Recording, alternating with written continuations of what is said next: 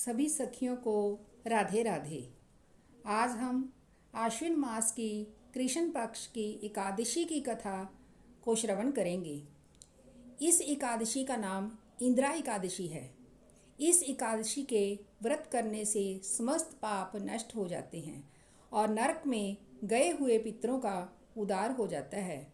इस एकादशी की कथा के सुनने मात्र से ही वाजपेयी यज्ञ का फल मिलता है। इस एकादशी के दिन शालिग्राम जी की पूजा की जाती है। इस दिन शालिग्राम जी पर तुलसी दल अवश्य चढ़ाना चाहिए। अब कथा इस प्रकार है। प्राचीन सतयुग में महिष्मती नाम की नगरी में एक राजा राज्य करता था। उस राजा का नाम था इंद्रसेन।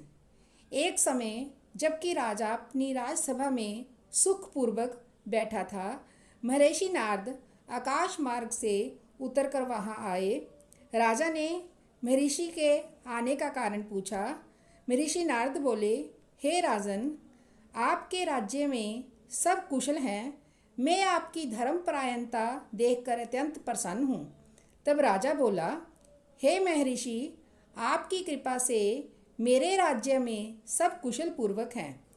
इस पर नारद जी बोले कि हे राजन, मुझे एक महान आश्चर्य हो रहा है कि एक समय जब मैं ब्रह्मलोक से यमलोक को गया था तो उस जगह यमराज की सभा के मध्य में मैंने तुम्हारे पिताजी को बैठा देखा था। तुम्हारा पिता महान ज्ञानी, दानी और धर्मात्मा था। वह एकादशी के व्रत बिगड़ जाने से यमलोक को गया है।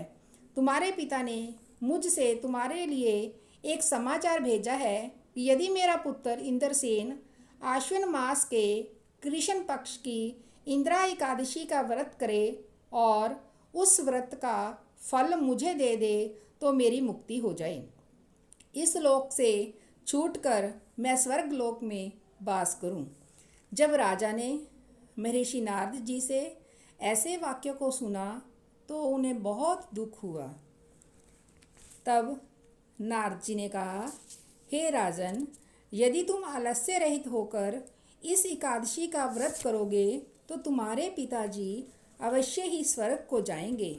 महर्षि नारद राजा को जब इस उपदेश देकर अंतर्ध्यान हो गए तो राजा ने इंद्र एकादशी के आने पर उसका विधि पूर्वक व्रत किया।